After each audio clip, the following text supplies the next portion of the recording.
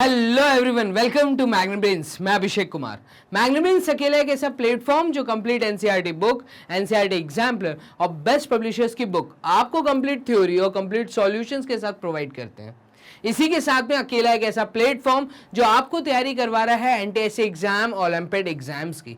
और अगर आपके सपना है इंजीनियर बनना या डॉक्टर बनना, तो एक अकेला ऐसा प्लेटफॉर्म जो आपको तैयारी करवा रहा है फाउंडेशन कोर्सेज की, वो भी आईआईटी, जेईई और नीट एग्जाम के लिए।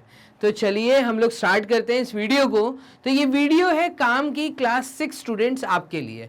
क्लास 6 में अगर आप हो तो आपका जो चैप्टर नंबर 5 है, अंडरस्टैंडिंग द शेप्स, तो अंडरस्टैंडिंग द एलिमेंट्री शेप्स, ये जो चैप्टर है इसमें मैं ऑलरेडी आपको 2 थ्योरी लेक्चर्स दे चुका हूं। एक तो लाइन कैसे मेजर करते हैं, उससे रिलेटेड 3 तरीके मैंने आपको बताए थे। दूसरा मैंने आपको बताया था एंगल्स के लिए नाम, कि राइट एंगल किसको कहते हैं, कंप्लीट एंगल किसको कहते हैं, स्ट्रेट एंगल किसको कहते हैं। और फिर इसके बाद हमने एक्यूट एंगल, ऑब्ट्यूज एंगल और रिफ्लेक्स एंगल के बारे में वहां पे सेकंड लेक्चर में समझा था। थर्ड लेक्चर जो अभी आप वॉच कर रहे हैं, इस लेक्चर में मैं आपको वो जो आपने एंगल्स के नाम सुने थे सेकंड लेक्चर में, उनका मेजरमेंट सिखाऊंगा। तो यहाँ पे एंगल मेजरमेंट हम लोग करना सीखेंगे, राइट। तो हमने एक तो लाइन सेगमेंट समझा, लाइन सेगमेंट के मेजरमेंट समझे, एंगल्स के नाम समझे, एंगल्स के नाम के बेस पे हमने क्लॉक के थ्रू और डायरेक्शंस के थ्रू कैसे मूव करते हैं, और राइट एंगल्स को समझा था, एक्यूट ऑब्ट्यूज एंगल्स कैसे होते हैं, इन वर्ड्स को समझा था। अब हम मेजरमेंट की तरफ मूव कर रहे हैं कि क्या कोई एक एक्यूरेट वे है एंगल्स को मेजर करने के लिए। तो यस है, और इस वीडियो में मैं आपको वो ही सिखा रहा हूँ।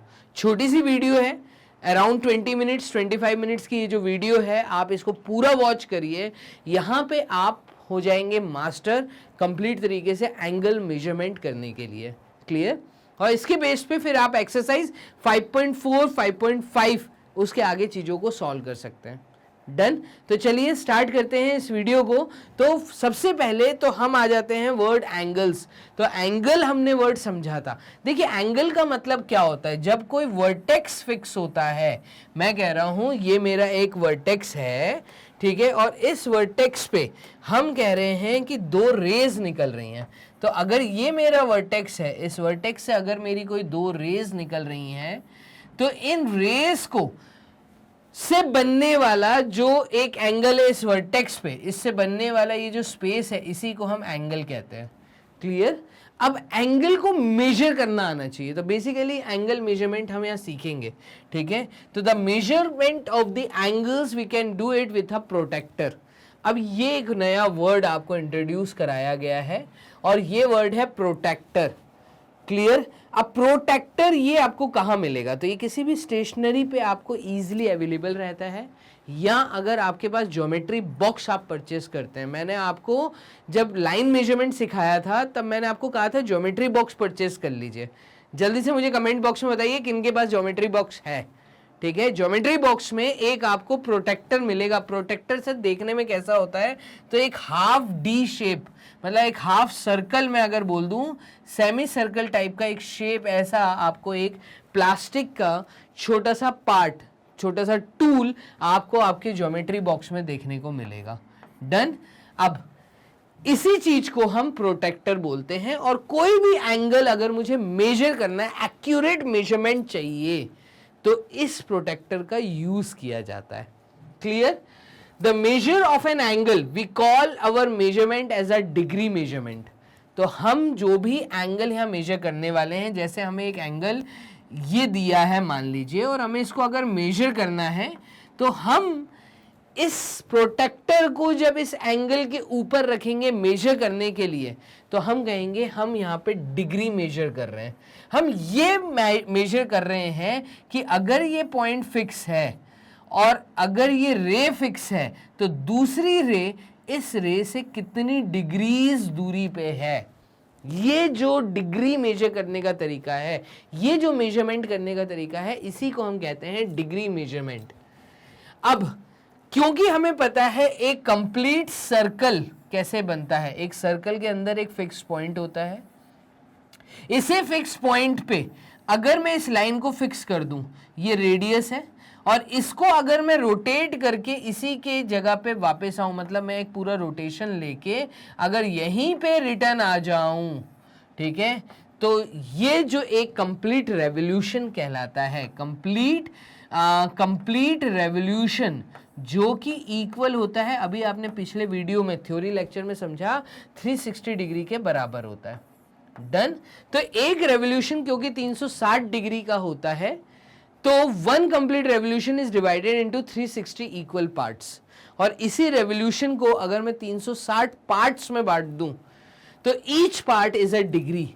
हम कहेंगे हर एक पार्ट जो है, हर एक जो 1111 है 360, मतलब अगर मैं 360 इक्वल नंबर ऑफ पार्ट्स यहाँ पे कर दूं, जैसे कि मैं क्या समझाना चाह रहा हूँ यहाँ पे, आप समझने की कोशिश करो कि मान लो ये एक सर्कल है और एक रेवोल्यूशन मुझे पता है 360 डिग्री का होता है। अगर मैं इसके टुकड़े करना चालू करूँ, कितने टुकड़े, मैं छोटे छोटे छोटे पॉइंट अगर मार्क करना चालू करूँ, 360 मार्किंग्स अगर मैं इसके ऊपर करता हूँ, तो ये जो 360 मार्किंग्स होंगी, इन्हीं छोटी छोटी मार्किंग्स को मैं 1 डिग्री बोल सकता हूँ, क्योंकि एक रेवोल्यूशन पूरा 360 डिग्री का है, तो 360 डिग्री का ये जो कंप्लीट मार्किंग है, इक्वल मार्किंग्स 360 पार्ट्स, ठीक है, तो हर एक छोटा पार्ट जो है वो 1 डिग्री का कहलाएगा, हर एक बारीक सा जो पार्ट आएगा वो 1 डिग्री कहलाएगा।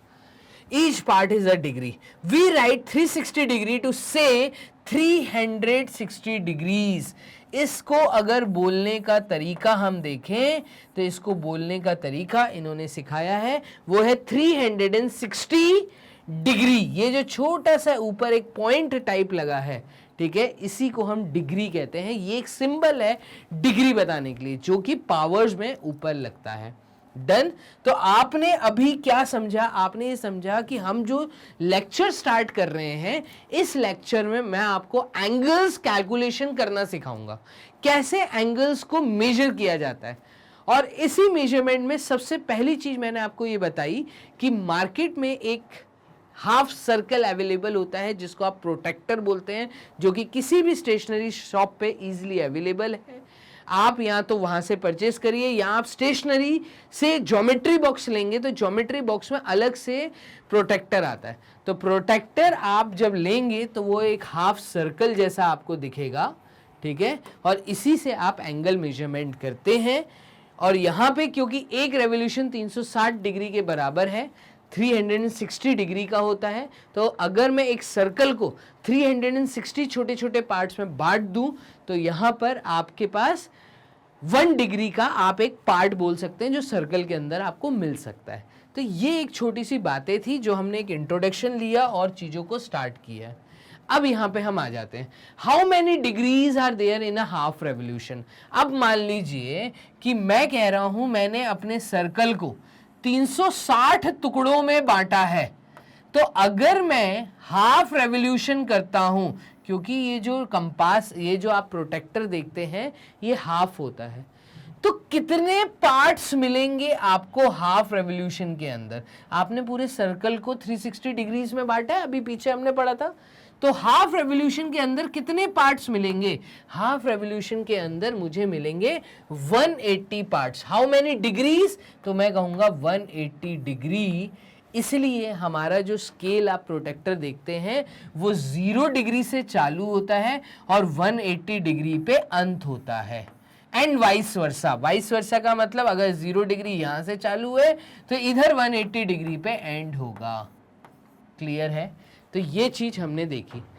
इन वन राइट एंगल कितने पार्ट्स होंगे, एक राइट एंगल में कितने पार्ट्स होंगे, कितनी डिग्रीज होंगी, तो राइट एंगल में जो डिग्रीज होती हैं वो अगेन मैं कहूंगा यहाँ पे 90 डिग्रीज होती हैं। तो राइट एंगल के अंदर 90 degree.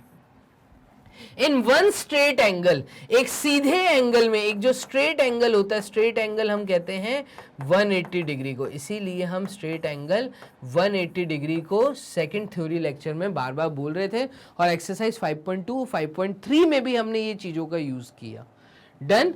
How many right angles make 180 degree, कितने राइट एंगल्स मिलके 180 डिग्री बनाते हैं, तो 290 डिग्रीज, 2 राइट एंगल्स मिलके 180 डिग्री बनाते हैं, और 360 डिग्री बनाने के लिए 4 राइट एंगल्स लगेंगे।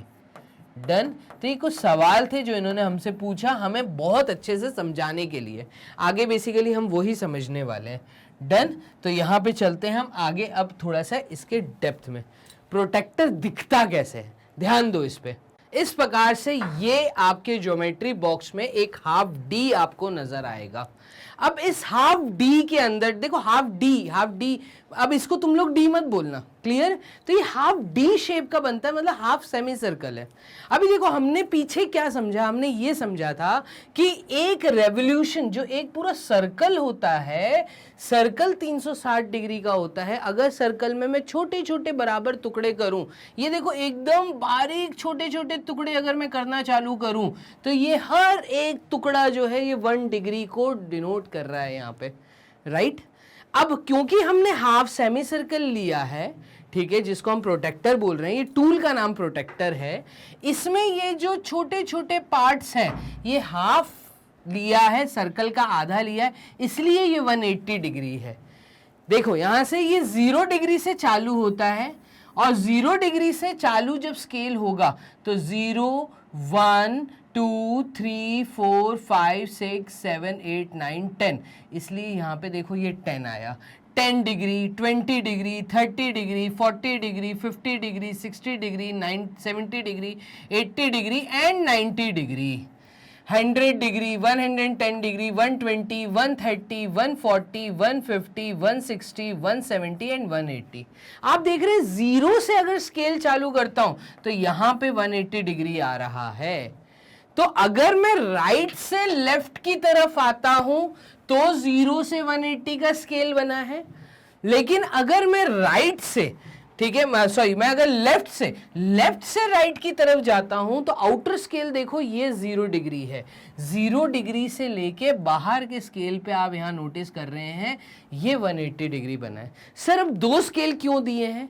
तो मेरी बात यहां पे बहुत अच्छे से समझना, क्योंकि यहीं पे आप लोग कई बार मैक्सिमम टाइम गलती करते हो। देखो हमने पढ़ा था जब भी एक एंगल हम ड्रॉ करते हैं तो एंगल का एक होता है, एंगल में 3 पार्ट, कुल मिला के वो 3 पार्ट आपको ध्यान रखने। कौन कौन से 3 पार्ट हैं?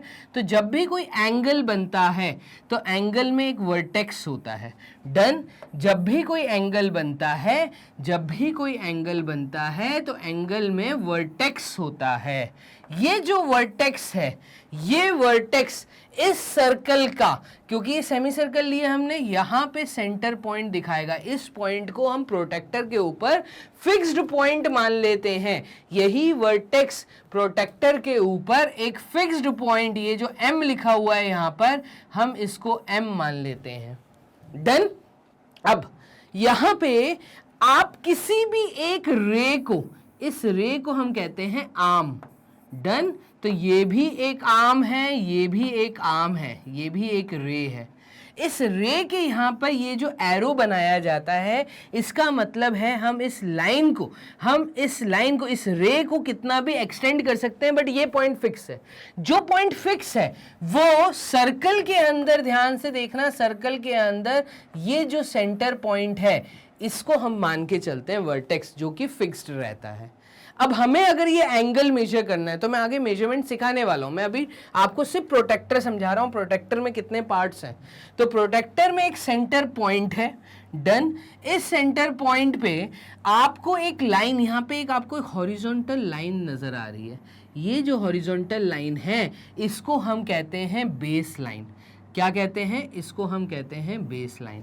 क्लियर है? और यही बेस लाइन हम यहां पे किसी भी एक रे को मान लेते हैं। डिपेंड करता है आप चीज कहां से चालू कर रहे हो। ठीक है, कैसे बोलना चाह रहा हूं मैं? बोलना चाह रहा हूं कि अगर ये बेस लाइन है, ठीक है, इस बेस लाइन को हम कोई एक रे मान लेते हैं। अगर ये सेंटर पॉइंट है तो इस सेंटर पॉइंट पे मैं बोलूंगा यहां पर ये सेंटर पॉइंट है, तो ये आपकी रे है। डन। अब अगर आपने रे इस साइड में ली है, किस साइड में ली है? आपने राइट हैंड साइड पे अगर रे ली है तो आपकी जो दूसरी रे है वो यहां से फॉलो होके इधर आएगी। दैट मीन्स आपको जो स्केल यूज करना है वो आपको 0 डिग्री यहां से यूज करना है, ये 0 डिग्री है, 0 से मतलब अंदर वाला स्केल यूज करना है। और अगर आप रे इसको ना मानते हुए, फिक्स रे इसको ना मानते हुए फिक्स रे आप इस बेस लाइन को मान लेते हैं, तो आपको इस केस में आउटर स्केल यूज करना है, ये 0 डिग्री, तो आउटर स्केल यहां से आपकी दूसरी रे उठना चालू करेगी और उठ उठ के, जैसे आपने क्लॉक में देखा था, क्लॉक में निडल, ये निडल अगर आप फिक्स मान लो तो ये निडल अगर मूवमेंट करती है तो फिर यहां पे स्केल का मेजरमेंट चालू होता है। 0 degree, 10 degree, 20 degree, 30 degree, 40 degree, 45 degree, 50 degree, 55 degree, 60 degree, इस तरीके से ये निडल मूवमेंट करेगी। क्लियर है? मुझे कमेंट बॉक्स में जो बताओ कि यहाँ पे आपको प्रोटेक्टर समझ आ रहा है, प्रोटेक्टर दिखता कैसे है। और ये जो मैंने नीचे स्केल बनाया है, मैक्सिमम प्रोटेक्टर्स में आपको ये स्केल नजर आएगा, अगर नहीं दिया तो आपको परेशान होने की जरूरत नहीं है। ये जो लाइन है नीचे वाली, एकदम नीचे जो mm में लिखी है, ये स्केल है जो बेसिकली आपके रे के लेंथ नापने के काम आएगी। इसकी जरूरत अभी नहीं है, हमें जो जरूरत है, हमें जरूरत है इस फिक्स्ड पॉइंट, डन, और इस पर्टिकुलर एक रे की। अब वो रे दोनों साइड में से कहीं भी हो सकती है। जैसे अगर मैं ये वाला ड्राइंग देखूं और मैं अगर इसको फिक्स्ड रे मान लेता हूं तो ये इसकी बेस लाइन है, प्रोटेक्टर में ये बेस लाइन पे आएगा। डन, इसको हम बेस लाइन कहते हैं, प्रोटेक्टर पे यही जो लाइन है ये बेस लाइन कहलाएगी। तो हमें क्या करना होता है, हमें ये फिक्स पॉइंट वर्टेक्स और ये बेस लाइन को यहाँ पे मैच करवाना है। हमें प्रोटेक्टर उठा के यहाँ पे रख के कैलकुलेशन करनी है। अभी मैं आगे कैलकुलेशन सिखाने वाला हूँ आपको, एक एंगल हम लोग यहाँ पे मेजर करके देखेंगे। क्लियर? और इसी के बेस पे हम एक्सरसाइज 5.4 करेंगे। 5.4 में मेजरमेंट ऑफ एंगल सी दिया है। यहाँ पे लिखा क्या है, ये जो प्रोटेक्टर है ये आपके इंस्ट्रूमेंट बॉक्स में अवेलेबल रहता है। इंस्ट्रूमेंट बॉक्स मतलब ज्योमेट्री बॉक्स को ये लोग बोल रहे हैं। The curved as is the divided into 180 equal parts. ये जो आपकी कर्व्ड एज है, जो ये आपका कर्व किया हुआ है, एज है, एज मतलब आपकी आउटर बाउंड्री, ये जो आउटर बाउंड्री है इसको हमने 180 इक्वल पार्ट्स में बांटा है। Clear? Each part is equal to a degree, और ये जो छोटे छोटे पार्ट्स हैं इन्हीं को हम डिग्री कहते हैं। यहाँ पे देखो बहुत सारे छोटे छोटे पार्ट्स हैं, ये सब 1 डिग्री को रिप्रेजेंट कर रहे हैं। Clear? The marking start from 0 degree on the right side and ends with 180 degree. यहाँ पे वही चीज ये लोग बोल रहे हैं, ये क्या कह रहे हैं कि 0 डिग्री से कोई चीज चालू होती है और एंड होती है कहाँ पे, 180 डिग्री पे, and vice versa. Vice versa का मतलब अगर आप चीज की स्टार्टिंग इस साइड से कर रहे हो तो आपको आउटर स्केल यूज करना है, 0 और 180 यहाँ पे एंड होगा। क्लियर है? तो ये डिपेंड करता है आप फिक्स्ड लाइन किसको मान के चल रहे हो, आप बेस किसको मान के चल रहे हो। अगर आपका एंगल इस तरीके से है तो हम इसको बेस लाइन मानेंगे, अगर एंगल आपका इस तरीके से है तो हम इसको बेस लाइन मानेंगे, अगर एंगल आपका इस तरीके से है तो इन दोनों में से किसी एक को भी बेस लाइन मान लो और दूसरी रे वहां से उठाते हुए आ जाओ। तो इस केस में आपको प्रोटेक्टर पूरा घुमा के रखना पड़ेगा। डन है? ये प्रोटेक्टर गोल भी घूमेगा, हमेशा जरूरी नहीं है प्रोटेक्टर ऐसा ही रखना है, जैसा दिख रहा है ऐसा ही रखना है, ऐसा नहीं है। इस प्रोटेक्टर को अगर आप देखें तो आप प्रोटेक्टर ऐसे भी रख सकते हैं। डन? आप चाहें तो अगर बेस लाइन आपकी टिल्टेड है तो आप प्रोटेक्टर ऐसे भी गोल घुमा के रख सकते हैं। आपको तो कुल मिला के ये देखना है कि वर्टेक्स से जो रे फिक्स की है, दूसरी निडल, दूसरी रे कितना डिग्री वहां से रोटेट हो रही है। क्लियर है ये व्यू? तो इस चीज को आपको बहुत अच्छे से समझना है, यही आपका प्रोटेक्टर है। यहाँ पे देखो 90 डिग्री हमेशा एक स्ट्रेट लाइन, इसी को हम परपेंडिकुलर बोलते हैं। आगे मैं आपको परपेंडिकुलर भी पढ़ाने वाला हूँ, नेक्स्ट थ्योरी लेक्चर में वर्ड परपेंडिकुलर समझ आएगा, जहाँ पे 90 डिग्री का एंगल बनता है। ठीक है, तो वो हम तब समझेंगे। तो प्रोटेक्टर में अभी तो आपको अपने बॉक्स से प्रोटेक्टर निकालना है। जब आप मेरी ये वीडियो देख रहे हैं, प्रोटेक्टर अपने सामने रखिए और सामने रखने के बाद आप वहां पे नोटिस करिए, देखिए क्या आपका प्रोटेक्टर भी ऐसा ही है। और प्रोटेक्टर की कोशिश ये जरूर करना कि ये जो एज है, ये जो कर्व्ड एज है, ये एकदम बढ़िया वाली हो, कहीं पे भी टूटा टाटा ना हो। ठीक है। टूटा डाटा मतलब यहाँ पे क्या होता है, कई बच्चे यहाँ पे टूटे हुए एज का स्केल यूज कर लेते हैं। हो सकता है उनका स्केल हाथ से गिर गया तो उन्होंने ये टूटा हुआ कोना यूज कर लिया, ये टूटा हुआ यहाँ से साइड से टूटा हुआ है, ये ऐसा टूटा हुआ है और फिर वो यूज कर रहे हैं, तो हमेशा गलत आपका यहाँ पे मेजरमेंट आएगा। तो हम यहाँ पे इस वीडियो में सीख रहे हैं कि एंगल्स को कैसे मेजर किया जाता है। छोटा सा एक इंट्रोडक्शन दिया था प्रोटेक्टर के बारे में कि प्रोटेक्टर दिखता कैसे है, उसके ऊपर जो स्केल बने हैं वो कैसे बने हैं। डन। तो हमने कुल मिला के यहाँ पे ये समझा कि हम जो प्रोटेक्टर यूज कर रहे हैं वो एक सेमी सर्कल है वो एक सेमी सर्कल है, और सेमी सर्कल के अंदर हमने उस सेमी सर्कल को 180 इक्वल पार्ट्स में बारीक बारीक बहुत बढ़िया इक्वल पार्ट्स में हमने बांटा हुआ है। क्लियर। और हमने जो स्केल बनाया है वो 0 to 10 डिग्री मतलब 10 डिग्री के डिफरेंस पे बनाया है। देखिए आप 10 डिग्री के डिफरेंस पे बना हुआ है। अब अगर मान लीजिए आपको 75 डिग्री कैलकुलेट करना है, कितना 75 डिग्री, और आपका पॉइंट यहाँ पर है, फिक्स्ड रे यहाँ पर है, यह आपकी फिक्स्ड रे है। तो अब आप ध्यान दीजिएगा, अगर आपको 75 डिग्री नापना है तो 0 डिग्री से यहां पे आप 70 डिग्री तक आएंगे। 70 के बाद ये जो अंदर वाली लाइन है, ये जो अंदर वाली लाइन है, इसके सीध में आप जब देखेंगे यहां पे आपको 75 डिग्री मिलेगा। 75 डिग्री मिलेगा 70 और 80 के बीच में। मैक्सिमम स्टूडेंट जल्दबाजी में गलती कर देते हैं, चीज यहीं से चालू करते हैं, 65 डिग्री को मार्क करके वो 75 डिग्री बोल के आ जाते हैं। ये गलती मत करके आना। 75 70 के बाद आता है और फिर ही 80 आता है। तो इसका मतलब अगर मुझे 75 76 डिग्री बनाना है तो वो 70 और 80 के बीच में आएगा। डन। तो सेंटर लाइन आप देख रहे हैं यहाँ पे, आप बहुत ध्यान से अगर नोटिस करें तो ये देखो, ये बड़ी बड़ी लाइनें जो दिखाई हैं, ये जो बड़ी बड़ी लाइनें दिखाई हैं, ये 5-5 डिग्री का गैप है। ये कितने डिग्री का गैप है? ये 5-5 डिग्री का गैप है। क्लियर है। तो ये 5-5 डिग्री की बड़ी बड़ी लाइनें बनी हुई हैं, और छोटी छोटी जो लाइनें हैं ये 1-1 डिग्री को रिप्रेजेंट कर रही हैं। एकदम बारीक जो लाइनें हैं ये 1-1 डिग्री को रिप्रेजेंट कर रही हैं। क्लियर है। तो ये चीज हमें यहाँ पर समझनी जरूरी है। अब मेजरमेंट कैसे करना है सर? तो मान लीजिए आपको एक एंगल मेजर करना है और वो एंगल आपको दिया है ABC एंगल को मेजर करो। अब आप जिस भी एंगल को मेजर करोगे सबसे पहले तो आपको वर्टेक्स देखना है, फिर आपको यह डिसाइड करना है कि दो जो रे हैं जो मिलके एंगल बना रही हैं उनमें से हमें किसको बेस लाइन मानना है। हम हमेशा कोशिश करते हैं हॉरिजॉन्टल लाइन को बेस लाइन माने। ये आपकी हॉरिजॉन्टल लाइन है। डन। तो हॉरिजॉन्टल लाइन अगर नहीं है, जैसे अगर मान लो ऐसे उन्होंने बोल दिया आपको मेजर करने के लिए, अब इस केस में आप क्या करोगे? इस केस में आपका वर्टेक्स तो है, किसी भी एक रे को आप बेस लाइन मान लो। अब आपको क्या करना है? प्रोटेक्टर पिक करो। प्रोटेक्टर पिक करके आपको यहां पे रखना है, और इस प्रोटेक्टर का देखो, ये प्रोटेक्टर है, इस प्रोटेक्टर का ये जो फिक्स्ड पॉइंट है एम पॉइंट, हमेशा हर प्रोटेक्टर में यहीं रहेगा पॉइंट, है ना। तो आप भी अपना प्रोटेक्टर पिक करो, मुझे कमेंट बॉक्स में बताओ ये फिक्स पॉइंट आपको नजर आ रहा होगा। इस फिक्स पॉइंट और इस फिक्स पॉइंट को मैच करवाना है। मैंने क्या बोला? प्रोटेक्टर का फिक्स्ड पॉइंट और आपको जो एंगल मेजर करना है उसका पॉइंट, उसका वर्टेक्स। इस पूरे आप प्रोटेक्टर को जब पिक करके इसके ऊपर रखोगे तो आप नोटिस करोगे इसका वर्टेक्स और इसका फिक्स्ड पॉइंट दोनों एक दूसरे के ऊपर लाई करने चाहिए। ये आपका ड्राइंग है कॉपी के ऊपर, आपका एंगल कॉपी के ऊपर है। आप प्रोटेक्टर को पिक करो और प्रोटेक्टर को इसके ऊपर रखो।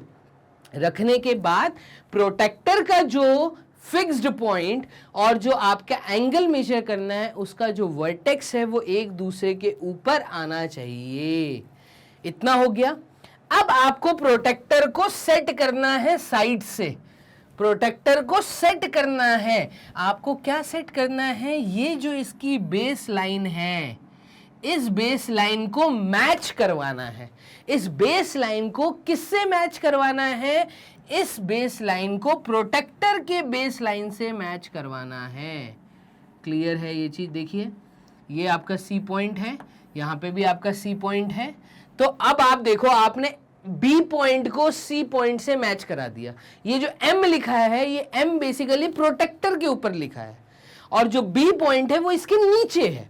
अब आपने मैच करा दिया। इसके बाद आपको क्या करना है, तो जो दूसरी रे है आपको वो नोटिस करनी है, वो रे यहां से कितनी दूरी पे है। अब क्योंकि आपने बेसलाइन ये ली है तो इस केस में आपको 0 डिग्री इसको मानना है, अंदर वाले स्केल को, क्योंकि आपका बेसलाइन इस तरफ है। अगर आपका बेसलाइन इस तरफ होता तो आप 0 से स्केल चालू करते, बाहर वाला स्केल यूज करते। अभी आप अंदर वाला स्केल यूज कर रहे हैं। डन है ये चीज। अब आपको 0 से कैलकुलेट करना है। देखो 0 से 10 डिग्री, 20 डिग्री, 30 डिग्री, 40 डिग्री। हमने देखा ये जो लाइन है, ये लाइन प्रोटेक्टर के ऊपर, जब आप प्रोटेक्टर रखेंगे तो ये लाइन प्रोटेक्टर जो स्केल है, जो आपका ये प्रोटेक्टर है, ये ट्रांसपेरेंट है। इसके दूसरी तरफ ये लाइन आपको नजर आएगी। ये लाइन किस पे और कहां पे दिखा रही है, आप नोटिस करेंगे। अभी जो मैं एंगल मेजर कर रहा हूं ये 40 डिग्री करेक्ट दिखा रही है। तो हम इसको 140 नहीं लिखेंगे, हमने अपना स्केल 0 से चालू किया था, तो 0 से 40 डिग्री हम कहेंगे ये जो दो रेस के बीच में एंगल बना है ये एंगल 40 डिग्री का है। बोलो हाँ या ना। क्लियर? कमेंट बॉक्स में जरूर बताइए यस या नो। आपको, मुझे पूरा विश्वास है कि आपको ये चीजें समझ आ रही होंगी। यही यहाँ पे लिखा हुआ है। क्या लिखा है इसको एक बार रीड कर लेते हैं। Suppose you want to measure an angle ABC। मान लीजिए आपको ये एंगल ABC मेजर करना है।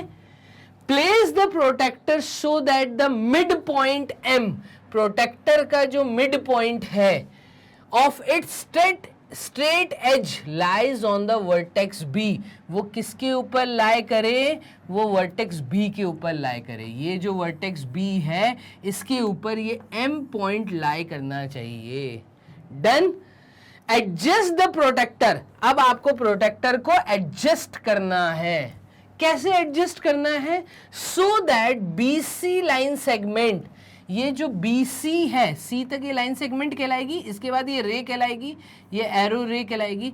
तो ये जो BC लाइन सेगमेंट है is along the straight edge of the protractor. और इसी स्ट्रेट एज को हम लोग हायर क्लासेस, जब आप 8th में आएंगे, 7th में आएंगे, तो इसी straight edge of the protractor को हम लोग बेस लाइन बोलने वाले हैं।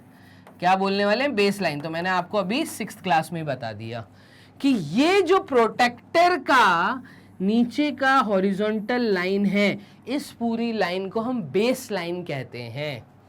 There are 2 scale on the protractor. अब यहाँ पे ज़्यादातर स्टूडेंट कंफ्यूज रहते हैं कि सर स्केल दो हैं, एक अंदर का स्केल है, एक बाहर का स्केल है, हमें कौन सा स्केल यूज़ करना है? तो उसके बारे में पॉइंट लिखा है। There are 2 scales on the protector. Read that scale which has the 0 degree mark coinciding with the straight edge. आपको क्या करना है, ये जो स्ट्रेट एज जिस भी तरफ है वहां पे 0 डिग्री को ढूंढना है। अगर ये एज इस तरफ है तो यहाँ पे ये वाला 0 डिग्री आपको कैलकुलेशन में लेना है। अगर यही एज मेरा इस तरफ होता तो फिर मैं इस वर्टेक्स को लाई करवाता प्रोटेक्टर के मिड पॉइंट पे, और मैं ये वाला स्केल यूज करता बाहर का, और यहां से अपनी डिग्री काउंट करना चालू करता। आपको मेरी बात समझ आ रही है?